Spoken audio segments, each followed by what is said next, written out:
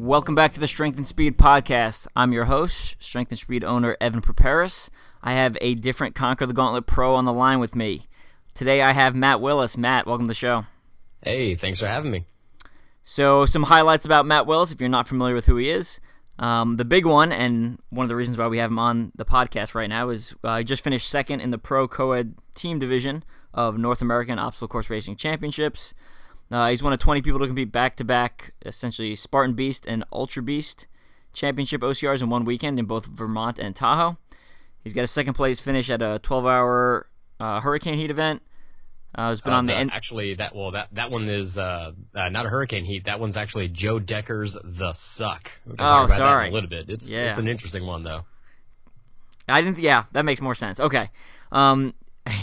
Was on the NBC Team Challenge, the Spartan Ultimate Team Challenge, as one of their elite competitors and team leader, and has multiple podium finishes spanning 5 different OCR series. Yeah. Yeah, I've been around the block a couple times. Yeah. But before we get talking to Matt a little bit more, this episode is brought to you by, we're going to give a shout out to 2 sponsors, Marina Sport and Mud Gear. So if you're not familiar with Marina Sport, it's medical grade compression. If you watched North American Obstacle Course Racing Championships, you saw it all over the podium. Comes in black, red, blue, a couple different colors.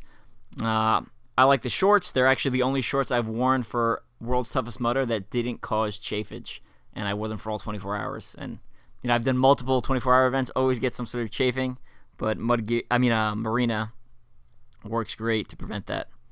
And then Mud Gear, again, if you were at North American OCR Championships, the number of Mud Gear socks on the course and on the podium is through the roof. And they are such a great brand. Everyone on every podium was wearing Mud Gear. Yeah. I mean, great product. It's durable. It's comfortable. It looks good. I'm a huge fan. I'm actually wearing one of their race jerseys right now as we're recording this, which is super nice. I know everyone's big on them as a sock company. But if you haven't checked out their jerseys, I would seriously check them out. It's thin enough where it would feel comfortable running, but it's thick enough that it's going to prevent you from getting scratched. So I know some of the other jersey companies, they're real thick, and for me, I think they're kind of like too hot to wear while running. But the Mud Gear shirts are actually one of the very, very few that I actually wear training down here in South Texas, during the July and August months. So they're pretty legit. I really do enjoy them. Right on. And then give me a couple thoughts on Marina before we get into the meat of the episode here. I've been using Marina gear for years. It's just the best of everything, really. I mean, training and recovery wise, just that very nice tight recovery for just kind of keeping the lactic acid out of your muscles when you're post race, especially if you're going to be, doing, double or triple duty like this past weekend for recovery is, absolutely a must. And then just during the race, it's great to have just muscle stability along with, like you said earlier, no chafing, anything like that. They don't move around. They don't hold any, water.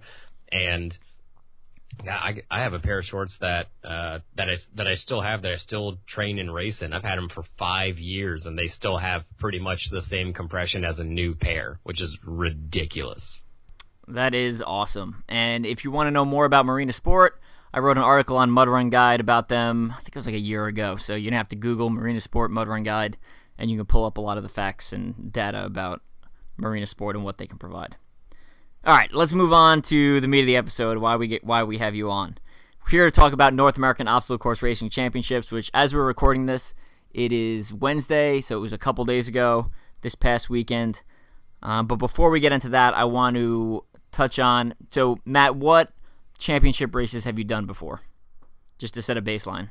I've gone the gamut with Spartan and OCR World Championships kind of since the inception of that one, actually. So I've been doing Spartans since like 2013, 2014, and OCR World Championships since the first one in Ohio back in 2014 as well. And I've raced literally every one, and US OCR champs last year down in Texas, and NORAM right now, and I'll also be in London in 2 months doing OCR Worlds there.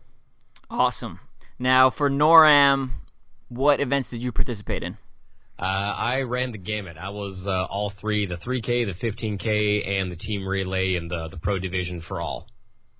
Right on. So describe some of for those of us that weren't there, describe some of the obstacles that they encountered that you had not seen before, or kind of were more a little championship unique. The biggest thing that really stands out are going to be obviously all of the different rigs that we had there. Lagaff being a huge game changer for the 15K especially, and in the team race.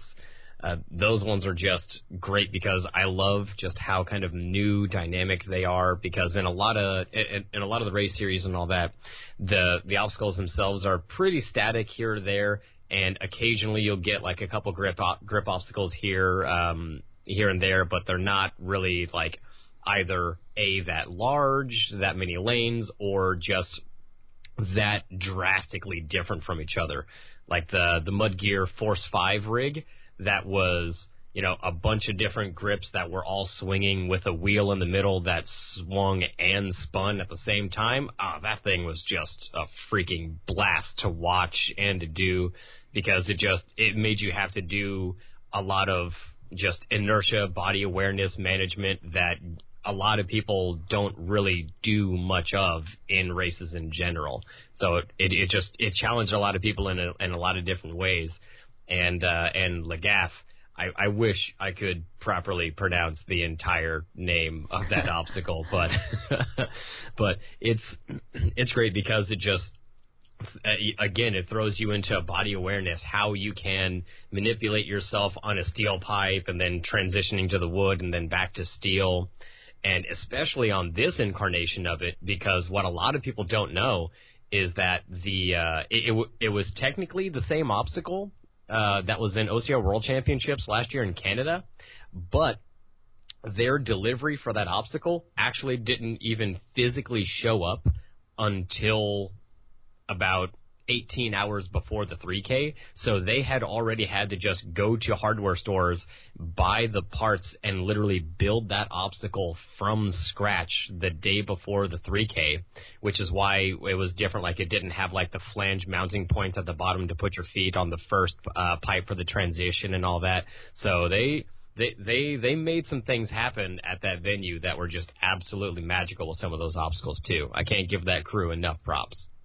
Yeah, I talked to Marco the morning of the 3K, and he's like, we finished the obstacle like 10 minutes ago. The 3K was literally starting in about 10 minutes from when I saw him. So I mean, they really finished it just right up to the line. Did a great job there. And for those of you who are not tracking what Lagaff is, you've probably seen it all over Facebook, but it's basically 3 poles that pivot at the bottom. The first one's a steel pole, the middle one's a wooden pole, and the third one is a steel pole also. The middle pole, the wooden one, has hockey pucks on it that you can use as grips or foot rests, and basically you kind of need to throw your body weight to one side and force the pivot point at the bottom to fall over, and then you make a transition to the next pole. So good stuff. Yeah, good stuff. Love that obstacle. So let me get some of your thoughts on the 3K race. So 3K, short, fast, obstacle dense. What did you think of the 3K? I thought the 3K was designed extraordinarily well. Now, when I did the 3K, I actually wasn't going out there to kind of give it my all. I just I registered for that more or less just to kind of keep my legs nice and fresh, and also just kind of go out there and touch some of the new obstacles to kind of get ready for the 15K and for the team race.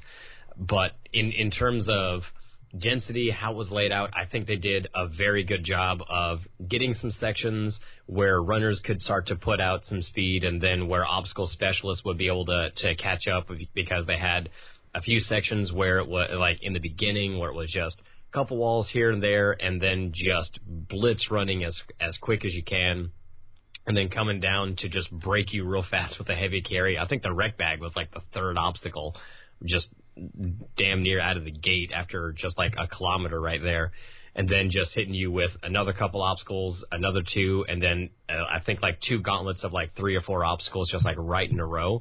And so I thought it was great because it was get the runners out in front and then let the strength in the obstacles guys really start to catch up and see if the runners gas themselves out too much in the beginning. So it was a real big mind game of how hard are you going to go out in front when you're climbing that mountain versus having just the physical strength and all that capability to be able to handle those obstacles later in the race as well. So it wasn't just a fast race. It was also you had to think about the output that you were really going to put out there. And so I think that really did, just kind of play in some of the competition in terms of who was going when, because you saw guys that were just like blitzing out of the gate, and then you didn't see them until like a heat later, damn near, because they killed themselves running up the mountain in the very beginning. I love watching the 3K. I didn't run that one this year, and I love seeing, people, it's high risk, high reward, right? So people are hitting obstacles, and they're going for it, trying to get across them as fast as they can. So sometimes you'll see people, making small mistakes and slipping up, but you see the pros really push themselves. So for those of you who don't know, Ryan Atkins won. About 12 to 15 seconds back was VJ Jones, and then third was it Marc Batras? I thought it was Jesse Bruce that got third. Oh, Jesse Bruce, that's correct. I'm go, sorry. Jesse Bruce was third. I should have known that. Anyway, so Ryan Atkins crossed the line and collapses, which you don't see very often because, you just don't see him collapse very often at the end of a race. But then he didn't get cyborg. When does he ever collapse? Yeah, but then so this is the crazy part. Not that just that he collapsed because, I think that's happened before, but he was on the ground for like 6 minutes. I think the 7th or 8th place guy came across, or top 10 came across, and he was still laying on the ground. So, great job, VJ, I was apparently pushing him pretty hard because I'm sure if he could have coasted it in towards the end, he probably would have. But you can watch the recap video. I know Arnell has a video on OCRTube, and then there's also the Mud Run Guide or the OCRWC live stream of it. But he comes off the wall and it's not even across the line yet, and starts stumbling towards the floor. It's pretty amusing to watch. Dang, I'm gonna have to go back and check that out. Dang. Yeah. 3K Fast Furious, and then you did the 15K on Saturday. Compare and contrast them for our listeners. Oh, just completely different mindset. 3K is churn and burn as fast and as hard as you possibly can, and hope you can get some obstacles done. Whereas the 15K, that's a lot more strategizing. That's a lot more finding the points where you're going to spend your energy and either let someone go ahead of you for a little bit because you're going to catch them on the next uphill or through the next obstacle gaps and things like that. So especially there's just that initial death march, that first 2.5 miles, because after the 3K, my friends Alex Walker and Mo from Link Endurance and all that, we all actually summited. We went and climbed the mountain so we could kind of see what we were in store for up there, to kind of check out some of the obstacles too. So when I was going up the mountain on the 15K, I just kind of kept looking at my watch every once in a while and just saying, oh, okay, I have 800 more feet to go. And so I kind of, was looking at particular places where I knew that I could push the pace a little bit more on the hill, because I knew I was going to be getting toward the top rather than looking at, false peak number 7 with that thing. And then as soon as you get to the top, then it's just absolutely destroy yourself, running that quick loop that's up there, those obstacles, and then coming down the mountain with the brakes on and still being at like a 430 mile is just absolutely insane. I still am kind of trying to wrap my head around how I was slowing myself down and still going that quick. And I wasn't even the fastest guy, which is even crazier than that. Yeah, I don't know how I hate that super aggressive downhill running where you're running at almost to the point where your legs can't even keep up with your body. I do not like that. I'm not a good descender. I just fall with style. That's all it is. I just let gravity do its thing and put my feet where they need to go.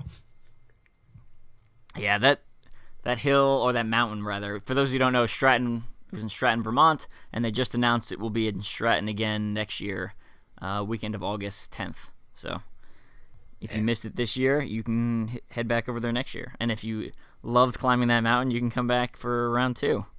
So. Yeah, there are so many people who loved climbing that mountain. Loved it. Yeah. So what were your thoughts on the course layout in general? Did you like? I mean, they basically took us to the top, took us to the bottom, took us to the top, and then I think we kind of like came like halfway down, a little bit back up, and then back to the end.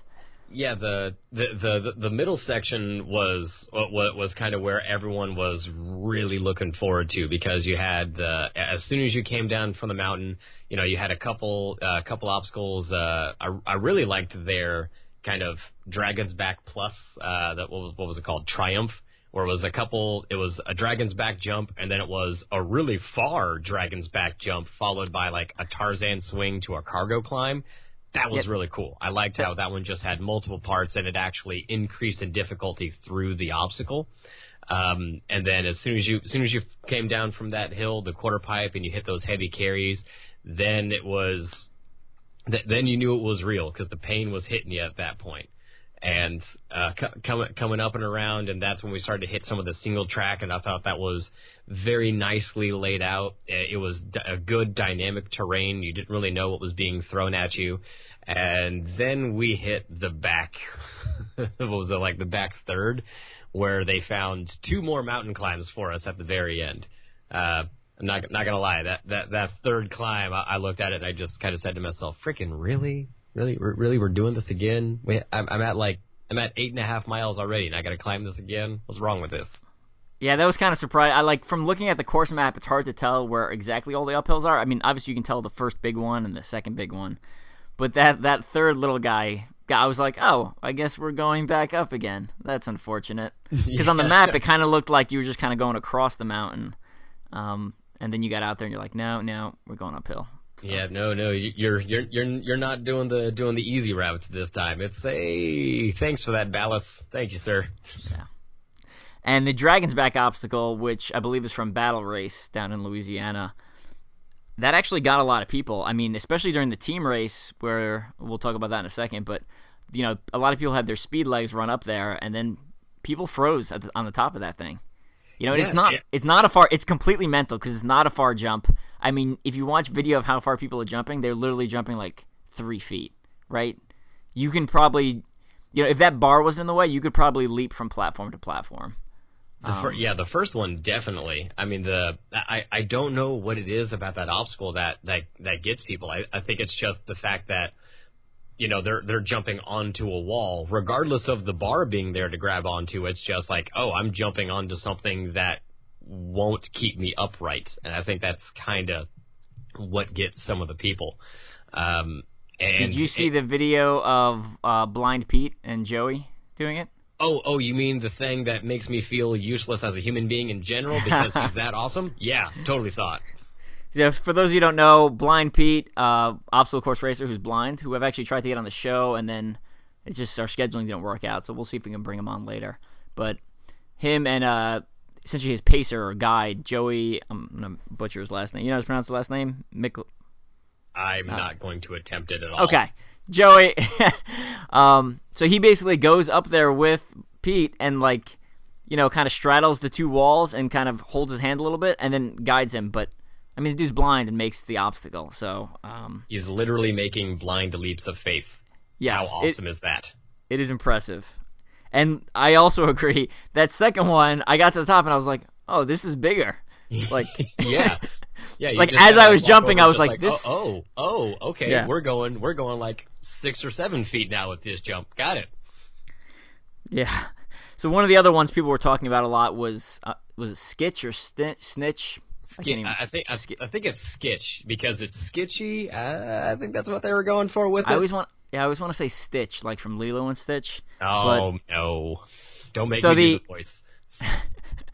So the obstacle is essentially 2 horizontal poles, and you have two nunchucks with hooks on them, and you got to slide your way across them. So you shimmy like, I don't know, what is it, 7 feet, 8 feet? About. I think it was like probably like 3 or 4 feet per 1920s Looney Tunes barbell.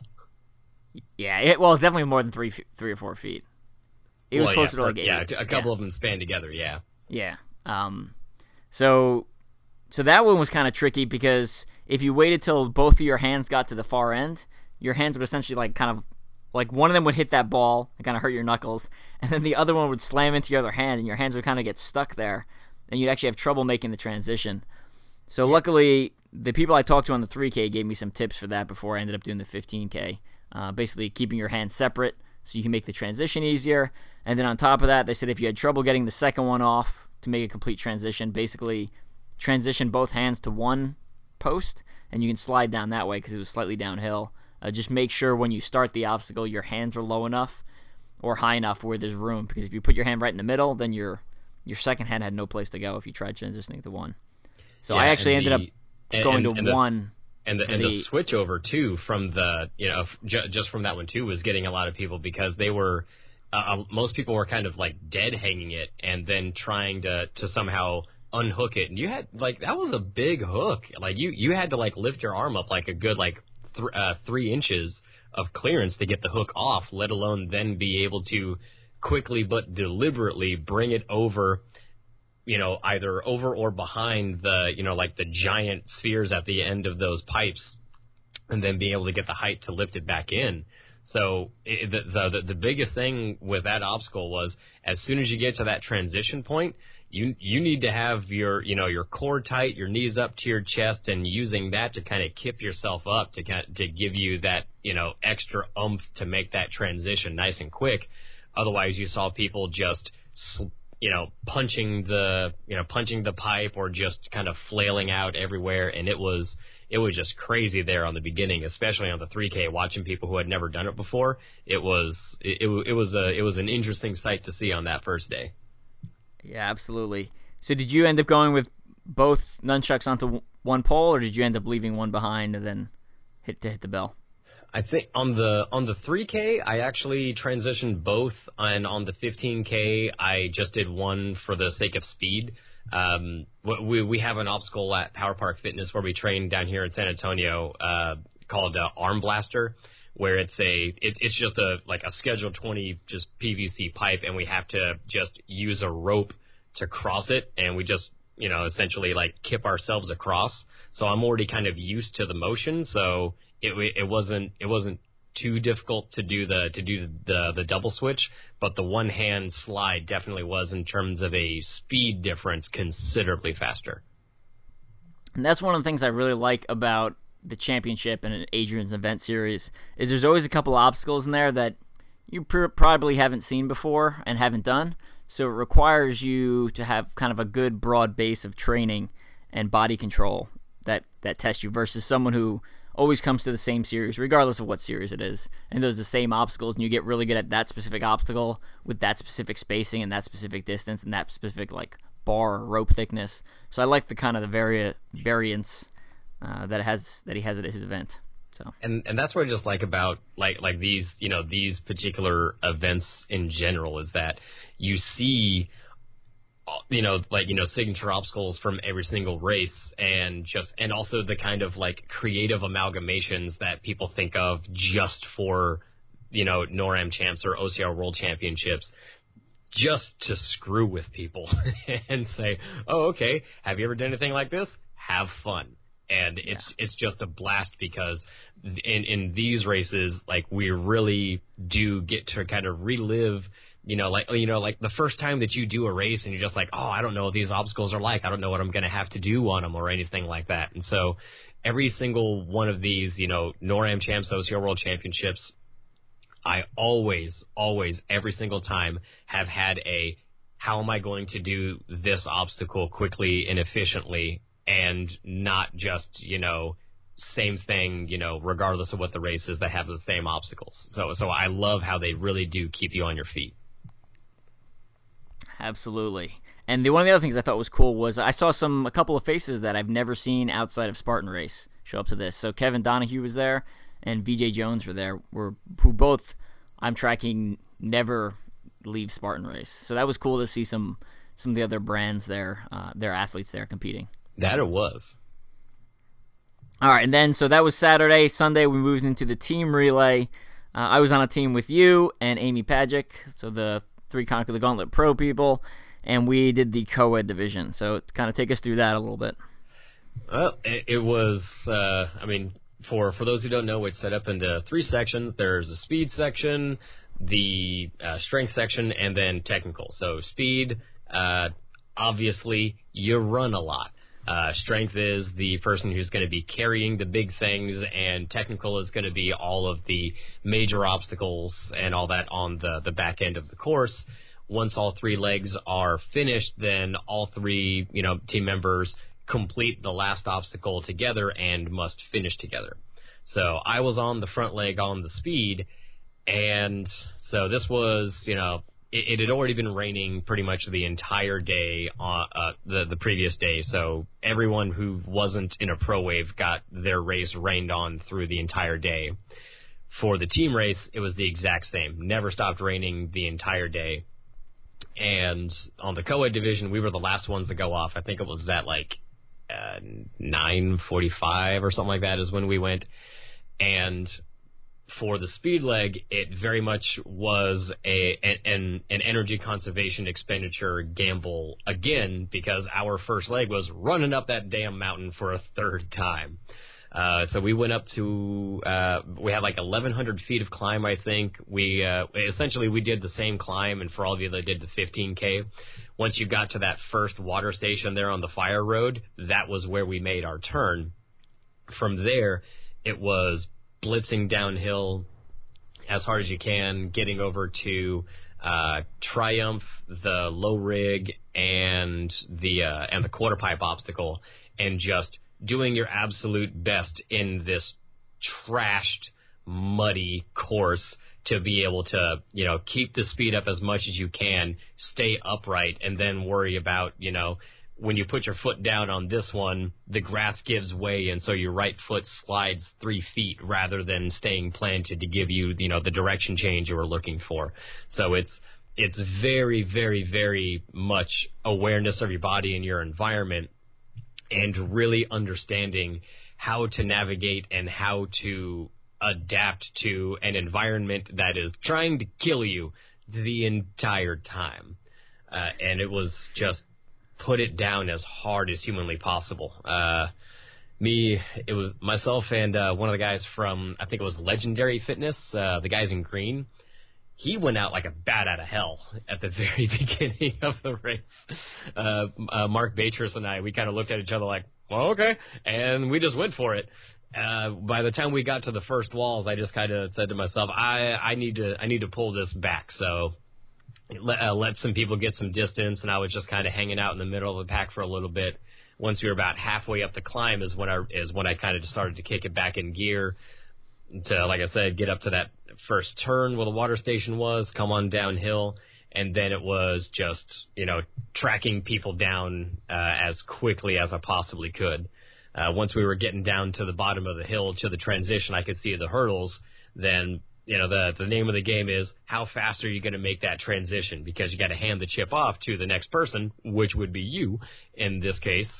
And, it's a chip that's around your wrist. So the whole time I'm coming down that last hill, which I think is 150, 200 feet, sprinting down it while I'm wrestling with a Velcro chip around my wrist, trying to get that off, not eat crap and just kill myself on the way down, and still be able to get that to toss the chip to my teammate for a quick transition. So there's just so much to manage in the team race, because you're going out just as hard as you would in the 3K race, except now you also have to worry about making sure that you're not, sabotaging your teammates' start to have that same output on the next section.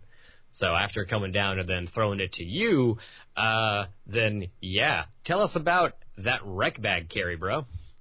Yeah, so the rec bag carry was all the way I mean, I don't know if it was all the way to the top, but it was up. It was larger than it was during the 15K. I'll say that. I think it was like another 2 or something. They doubled it. They doubled it for was the 15K. It really? Oh, that's terrible. So, before the race, I was talking to Leah, who was just on the podcast and was on the strength and speed team. And she's complaining about the uphill rec bag carry.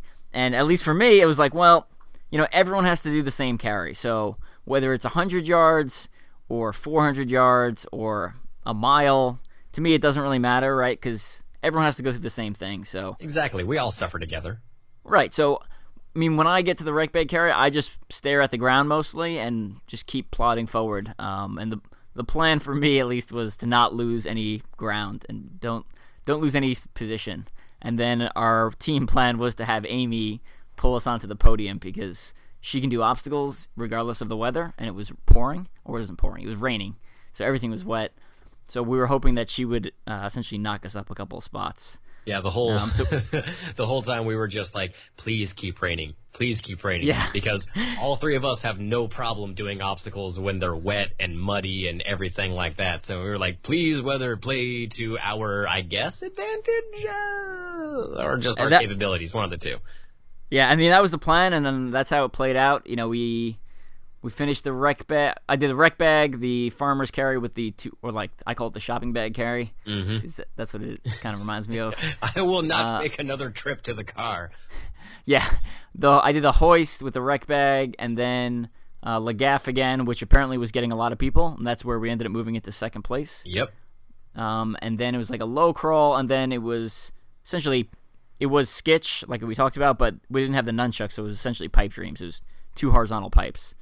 Yeah, that one you just blew through, and I will say, sorry if I was annoying the entire time, because if you guys watch any of like the recap live footage, you see someone running next to Evan, pretty much just yelling at him the entire time. That was my job after my leg was finished. No, it was good. It kept me motivated, and then we passed off to Amy, and she did her thing, crushing through the obstacles. I know Stairway to Heaven, which was wet again, was really challenging for people. Yeah, that's where that's actually where Alex Walker from the third place team, Team Hot Wheels Mud Gear, actually ended up coming up, because I believe they went out. They were actually in first place going through the carries, and Natalie got caught up at Lagaff for a little bit, and that's where so they went from first to fifth there. Once she got through and Alex got the chip, she went out like a bat out of hell, and actually passed one, I think, just during the run, and she passed who was in fourth place at the time at Stairway, because the person who went for Legendary Fitness, she couldn't get through Stairway, so they actually ended up failing out of that obstacle. Yeah, I love the team race. Not only because we did well, but also it's the most fun I have at every championship weekend, hands down. Right, like the fast pace, hanging out with your friends, and this one especially. There was just so many position changes over that pretty short course. Yeah, it was just really cool. And on top of that, sometimes it feels like, well, whoever's the fastest is going to win, because the obstacles aren't hard enough.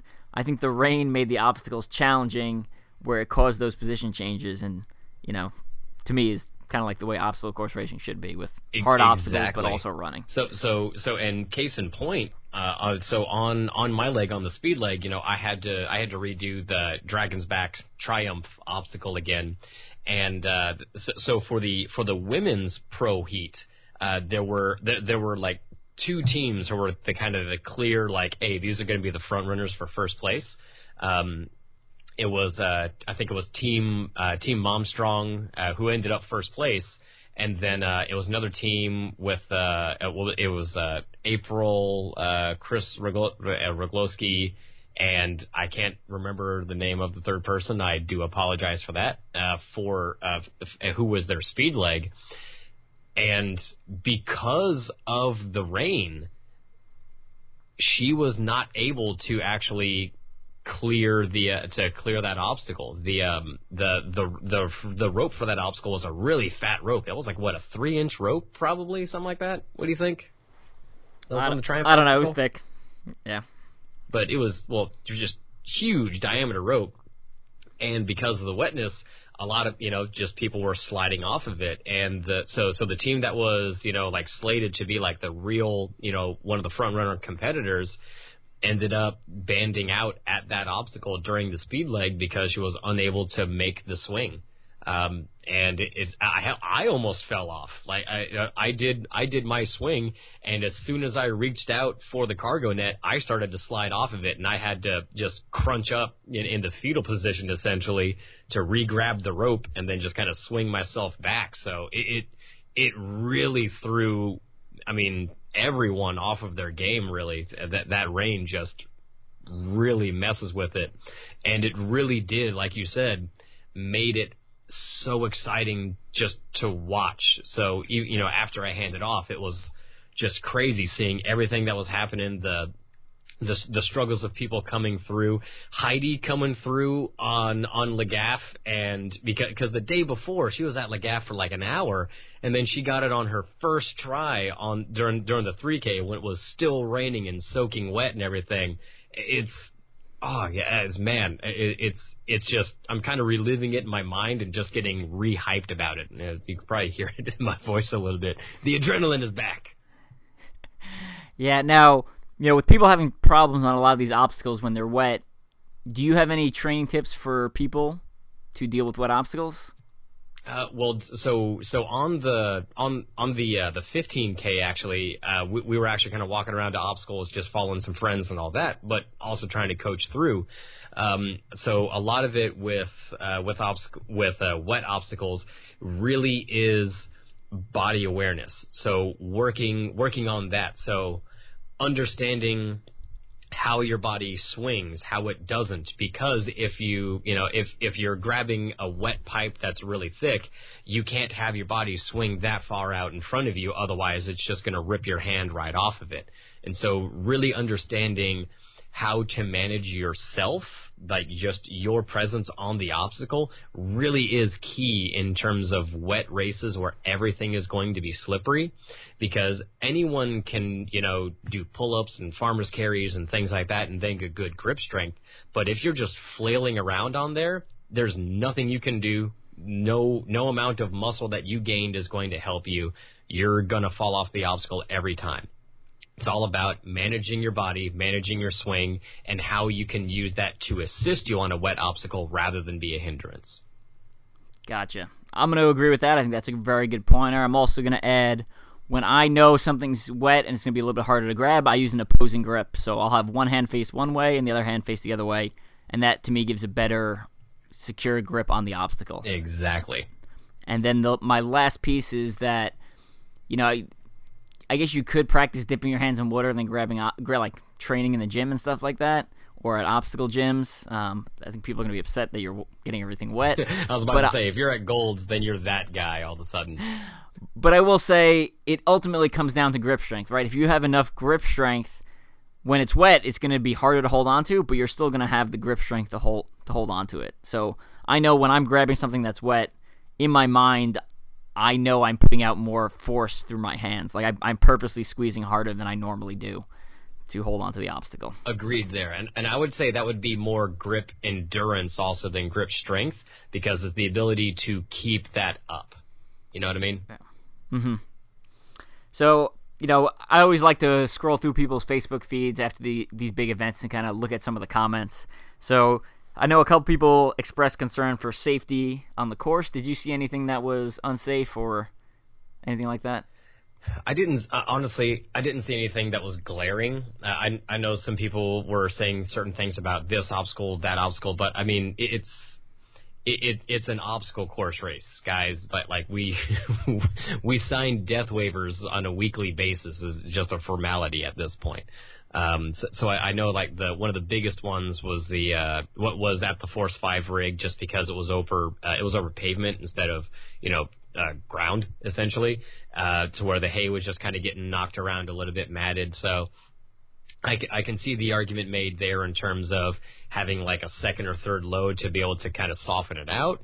But then it kind of gets to the point to where how soft do you make it before someone just, lands and then their ankle catches and then it ends up being a broken ankle rather than just being a bruised butt, But it just overall course safety, I didn't see anything that was too glaring. I thought it was all kind of within regs of what we're all typically used to begin with. But nothing too major now.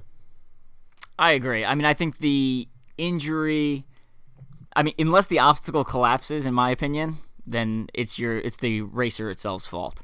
Even the Force 5 rig, yes, it was on over concrete and there was hay there, but like your feet are only like a foot or they're only like 2 feet off the ground when you're hanging from that obstacle. I think the problem comes when people are losing body control up in the air and you're coming down at some crazy angle, like shoulder first or somehow you end up upside down or something crazy, right? Oh, you mean that body awareness I was talking about? What? Exactly. So for me, I think it's always on the racer. Like I said, unless the obstacle physically comes crashing down, then you can blame the obstacle. But other than that, to me, it's it's all about knowing your own limitations and having the appropriate strength to go through the course. Yeah, 100% agree. All right. So other than that, any final improvements for Adrian and his team? They do. I mean, man, it's if this were kind of like normal circumstances, I think I probably could think of one or two. But the amount of challenges that they had thrown at them, I'm just amazed it was pulled off at the extraordinarily high level that it was.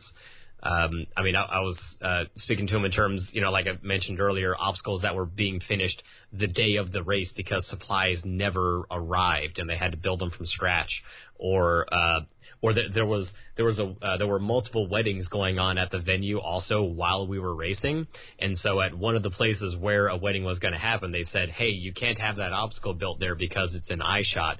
So after the 15K was done, they actually had to tear down like 2 or 3 obstacles as soon as possible because a wedding was going to happen there the next morning on Sunday, and the obstacles just couldn't be there, period. So what they were able to do with the resources they had, with the weather that they had, just the pouring rain the entire time, just sabotaging them, I can't give that entire build crew enough props for what they were able to do for us. Yeah, I think they hit it out of the park every single year. Unlike a Tough Mudder Spartan, where they're putting on events every weekend, so they have time to refine their product over, multiple trials. They do essentially one race a year, or now I guess they do a little bit more now. They do 2 or 3, depending if you want to count. I think 4. Enduro. South African, European, Enduro, World, NORAM, so 5. Yeah, I think some of the other crews actually build those other ones though. You are correct on that one, yeah. It's not exactly the same. It's more like it's kind of almost like a franchise type thing. So we'll give Adventure proper 2. Yeah, 2 a year. Yeah, Adventure proper 2, yeah. So, there's a lot of challenges there, and they have to, people are coming up expecting this to be a championship race, so they have to hit it out of the park every single time. And from the, 3 world championships, US and NORAM I've been to, I thought they've done an absolutely great job with all of them. Much agreed on that. Yeah. So if you haven't been to an OCRWC or a NORAM, I would definitely put one on your schedule. If England's a little bit too far to travel to, head to Stratton next year. It's not flying to Boston or Albany and then you can just drive up. It's a pretty quick drive. Exactly. And make sure you give yourself more than a 4-hour window if you're gonna drive from Stratton to Boston to make your flight. Just a personal piece of advice for anyone there who's not just struggling to make a flight and not TSA pre-check and things of that effect. Yeah, don't do that. To be fair, I did not think we were gonna end up in second and on the podium of the Pro Co-Ed. True. So, same here. Like we talked about earlier, I figured we had an outside shot at squeezing into third, and that was kind of once it started raining. I thought that I was like, yeah, I think we can squeeze into third. But like Alex and Marc Batres and Natalie, like not to put myself down, but as far as running speed, those 3 are way faster, I'd say, than the 3 of us. So yeah, Marc he's a blur. I don't understand how he's able to run that fast for that long. The man put on a running clinic on the speed section, I will say. So, yeah, very impressive.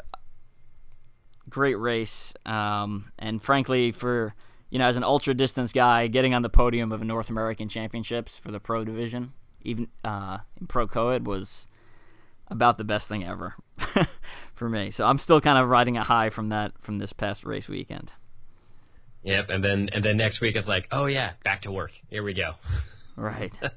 So one of the other things that was kind of interesting was Ryan Atkins actually came away with 4 medals in the 3 events because he did pro men and then finished pro men and basically raced back onto the course and did we're talking pro relay men, and then did a pro co-ed with Lindsay and Nicole Miracle, yeah. So he ended up doing 2 pro relay events. What were your thoughts on that? Like, should that be allowed?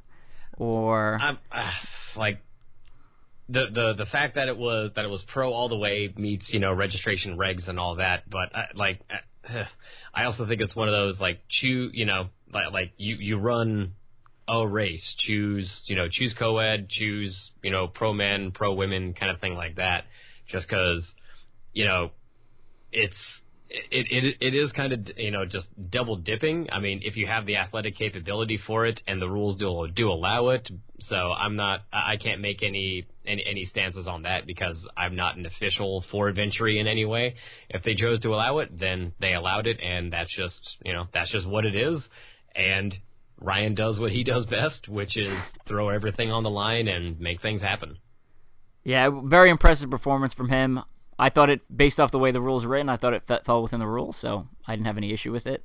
I was like, oh, come on, Ryan, like save some money for the rest of us here. Give us one, come on, man. Yeah, but still, to me it was almost worth seeing, just because seeing someone put out that level of performance 4 times in one weekend was pretty astonishing to see. It was impressive. And I think he was actually supposed to be the strength leg on. He was on the co-ed. I could be wrong on that, but I believe he was supposed to be the strength on that one.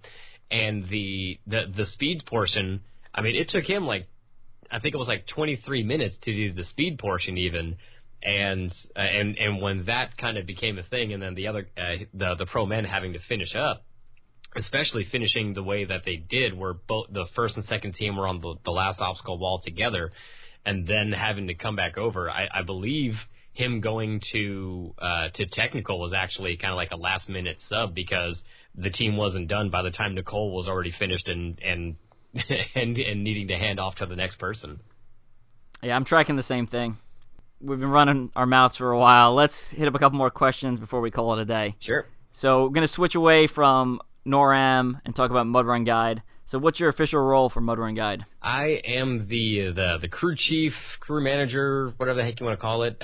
So we have a lot of contributors who really they're like the lifeblood of Mud Run Guide. The people who were able to get out to races, who can give us coverage, give us race recaps, everything that's kind of going on around the industry, because as we know, there's different races, there's different races going on at the same time at different geographical locations, and the way that this is that there is no way that any one set of people or team of even 7 or 10 could really, cover OCR as a whole. And so I'm the person who gets our contributors access to the races, but they're the ones who really put the footwork in, quite literally, by being at the events, running them, covering them, both live through Instagram or Facebook Live, anything like that,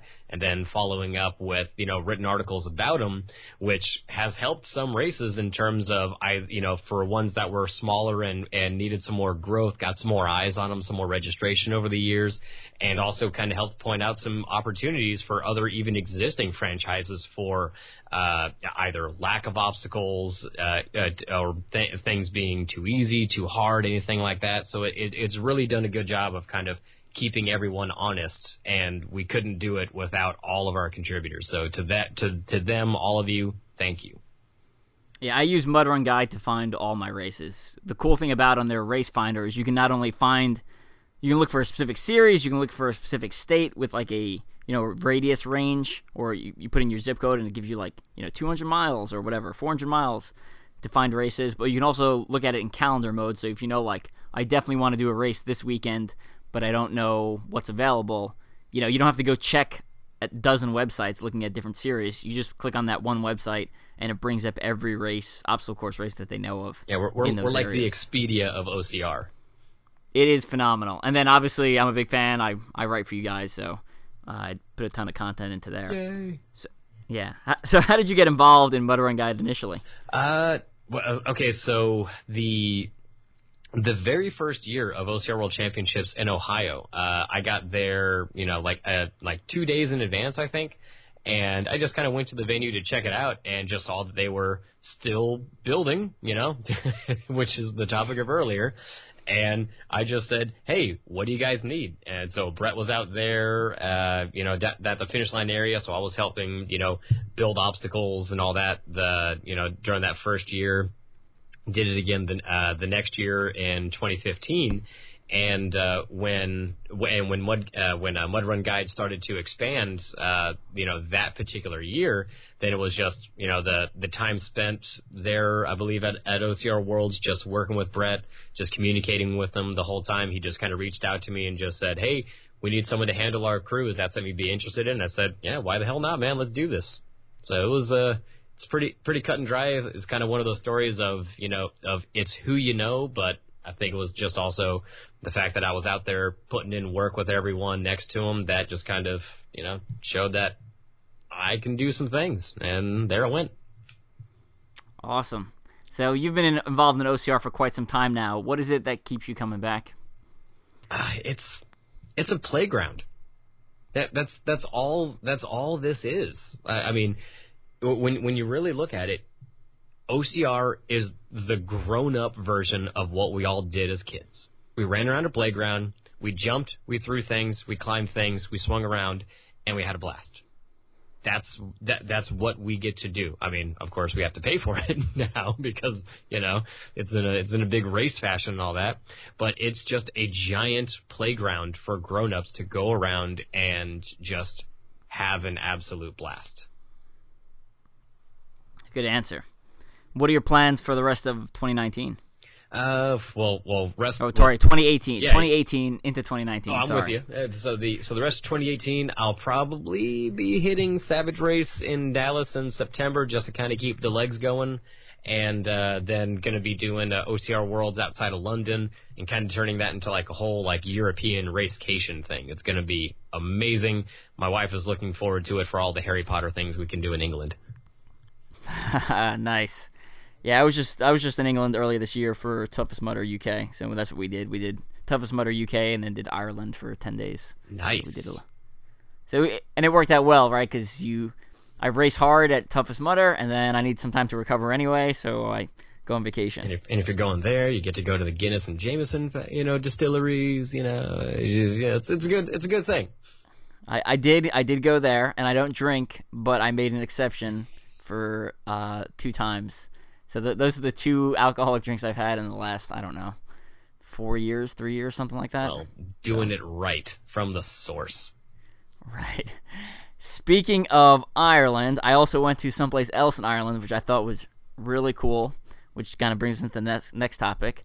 So off the western coast of Ireland is actually, if you've seen Star Wars The Last Jedi or The Force Awakens, where Luke is hiding out, that island in the middle of nowhere, is actually an island off of the west coast of Ireland called St. Michael's. It's actually an old monastery from 600 AD.